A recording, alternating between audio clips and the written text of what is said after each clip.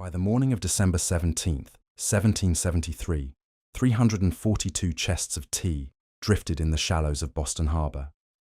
No one had been killed, no fort had been stormed, and no shot had been fired.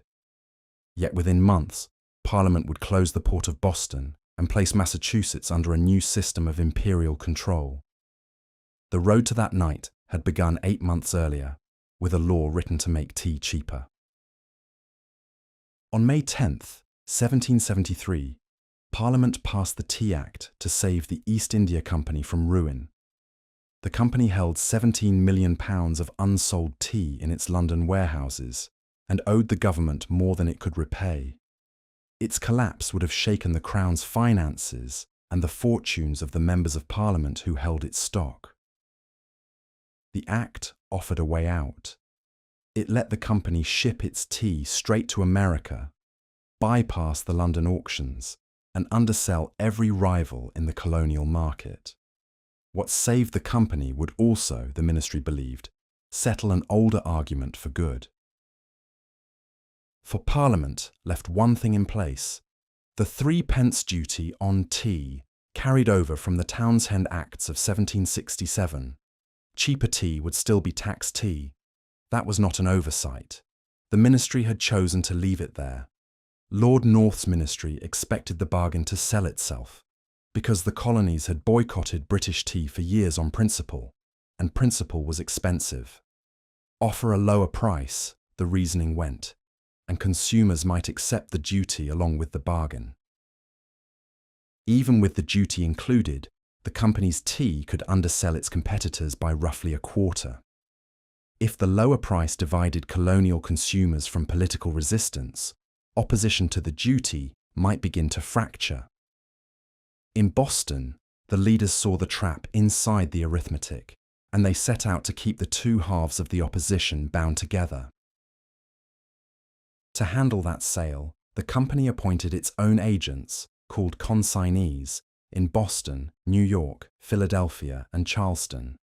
Most were loyal merchants bound to royal officials by business or by family, and in Boston, 2 of them were the sons of Governor Thomas Hutchinson himself. The arrangement did more than favour friends of the Crown. It handed one company a monopoly and pushed the established colonial importers out of the trade in a single stroke, including the smugglers who had grown rich carrying Dutch tea past the customs house. The men with the most to lose were now the men most ready to resist. Boston had reason to be the sharpest point of that resistance. Its merchants had built fortunes on tea the customs house never saw, and its people had already faced down the stamp collectors and the Townshend duties. When the company's tea came, the town met it, not as a surprise, but as the next round of a fight already years old. Boston's leaders read the law more closely than Parliament expected. Samuel Adams and other resistance leaders in Boston saw the danger at once, and the danger was the low price, not the relief it promised. To buy the tea, however cheap, was to concede that Parliament could tax the colonies without their consent. If the consignees could be forced to refuse the tea, the whole scheme would fail before a chest was ever sold. Along the coast, the answer came quickly. In Philadelphia and New York, public pressure forced the consignees to resign before a single ship reached the docks, and the tea sent there would be turned back across the Atlantic. In Charleston, the agents also gave way, and the tea that landed was locked, unsold, in a customs warehouse. Only in Boston did the consignees refuse to quit their posts. Governor Hutchinson stood behind them, sheltered them at Castle William, and resolved that in his town at least, the law would be obeyed. That single refusal drew the confrontation toward Boston, because the town could neither ignore the tea nor let it pass. Through the autumn, Boston prepared for a fight it now expected to host. The Committee of Correspondence set watchers along the wharves, printed handbills by the thousand, and pressed merchants to pledge that they would neither buy nor sell company tea. The Boston Gazette warned that to let the tea land was to confirm Parliament's right to tax at will. Ministers preached against it, and households pledged to keep it off their tables. This was no longer a loose protest. It was a standing organisation waiting for a ship to appear. On November 28, 1773, the Dartmouth reached Boston with 114 chests of East India Company tea in its hold. The dispute was no longer on paper. It floated at the harbour's edge, consigned to men who would not refuse it, before a town that would not receive it. And the instant the Dartmouth entered port, a clock started. Customs law gave a ship 20 days to unload its cargo and pay the duty owed. If the duty went unpaid, officers could seize the goods by force, and seizure meant the tea would come ashore. That deadline fell on December 17th. What Boston chose to do before it arrived would bring a reckoning far larger than one shipment of tea. The next morning, thousands crowded into Faneuil Hall, then moved to the larger Old South Meeting House. They demanded that the Dartmouth carry its tea back to England, unopened. But Francis Roch, the ship's owner, could not sail without a clearance from the Customs House, and Hutchinson would not grant one. The consignees insisted the law bound them to receive the cargo and warned of ruin if they refused it. Every lawful exit was sealed by the same authority the town was resisting. The tea could not legally land and it could not legally leave. Armed guards from the resistance took up posts at Griffin's Wharf to stop any unloading, and riders carried the news to the towns beyond Boston. Hutchinson treated the deadlock as a test of sovereignty and ordered warships to the harbour mouth so that no tea vessel could slip out unnoticed. He was certain that retreat would teach every colony that a town meeting could overturn an Act of Parliament. The Patriots were certain of the reverse, that surrender here would invite taxation everywhere. Neither side could yield without conceding the whole quarrel. Time itself favoured the Crown. If nothing changed, the 20 days would simply run out, the customs officers would seize the tea for the unpaid duty, and the cargo would come ashore under the protection of the law. Doing nothing was not neutral. It delivered the tea to the very landing the town had sworn to prevent. Every quiet day at Griffin's Wharf carried the crisis one step closer to the outcome Boston feared most. Then the Eleanor and the Beaver arrived, bringing the rest of the tea into the same legal trap, though the Dartmouth's deadline would come first. A fourth ship, the William, never made it. She ran aground off Cape Cod. On December 1st, some 5,000 people crowded the meeting house, nearly a third of the town, to hold the line against any landing. The days that followed only tightened the vice. Each morning, the tea still sat at the wharf, and each morning, the deadline stood one day closer.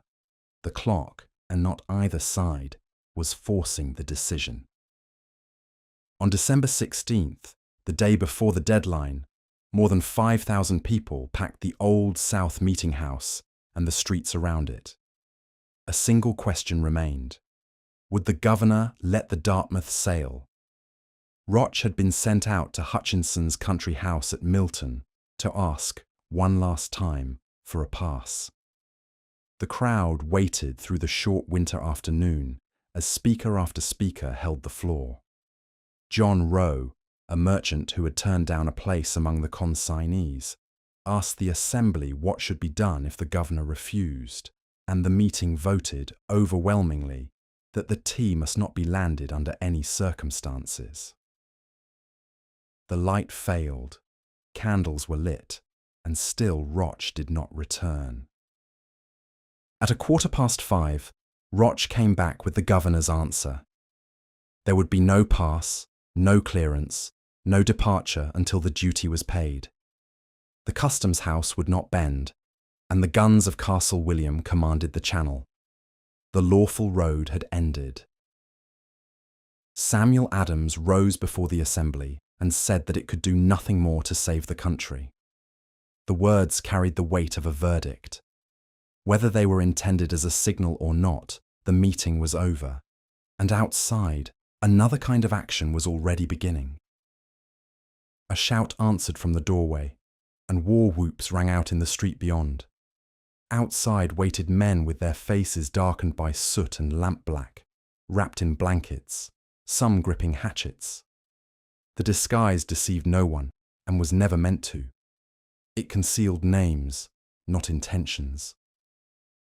In a ragged column, more than 100 men went down toward Griffin's Wharf, where the Dartmouth, the Eleanor, and the Beaver lay moored together. Along the water, a silent crowd gathered to watch, and the warships at the harbour mouth made no move to stop them. The men divided into 3 parties, one for each ship, and boarded in near silence. They broke open the holds and took care to harm nothing else. Then the work began. By lantern light, they hauled the heavy chests up onto the decks with block and tackle, one after another, in a steady rhythm, and set them down for the hatchets. The chests were split open, and their contents poured into the harbour. The tide was low, and the tea heaped up in the shallows until men climbed down into the mud to push it under the water. The sound of hatchets carried across the still harbour to the crowd on the shore and to the ships offshore that could do nothing but watch. For close to 3 hours, the work went on without pause. The destruction was deliberate and controlled. The men took nothing for themselves.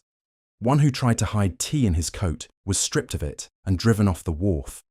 They damaged only the tea and swept the decks clean when they were done.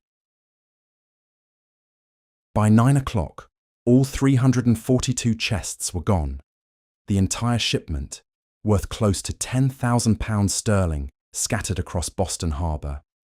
Then the men walked home through the streets and vanished into the town. Dawn on December 17th revealed tea and broken wood riding the tide. Hutchinson ordered an investigation and told his officers to name the men responsible. They could not. The participants had scattered before daylight, burning their disguises and washing the tea dust from their clothes, and the town closed ranks around its own. Rewards were offered, and informers sought, but the customs officers gathered only rumour and suspicion. Not one man would ever be brought to trial for the night's work.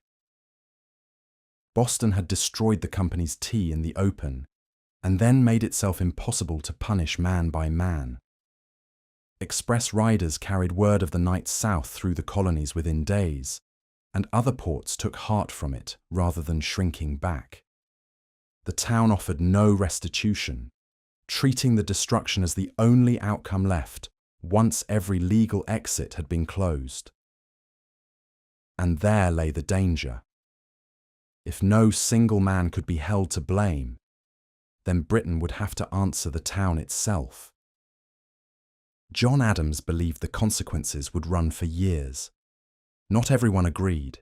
Benjamin Franklin in London thought the destroyed tea should be paid for. The choice had been real, and it might have gone otherwise. But it had been made, and Boston would not face what came next alone. Reports were already crossing the ocean. Hutchinson wrote to London, describing the destruction as an act of treason and asking for the authority to answer it. The East India Company set its loss at £9,659 sterling, a chartered company's property, destroyed in a single night while a whole town looked on and said nothing. By the time the news reached Britain in January, the question in London was no longer whether to respond, but how hard. Ministers who had quarrelled over the price of tea now spoke of authority, of defiance, and of the danger of letting one town go unpunished. This was no longer a dispute over 3 pence a pound. A colony had destroyed British property and met the law with silence, and Parliament would not let that stand. This episode has followed the road to that harbour. A law meant to make tea cheaper, a duty no colonist would swallow, 3 ships held fast by a deadline, and a night that destroyed a company's entire cargo without costing a single life. The colonists had given their answer. Now Britain would give its own. In the next episode, Parliament reaches for punishment. the laws the colonies would come to call the Intolerable Acts, closing the port of Boston and remaking the government of Massachusetts to force one defiant town back into obedience.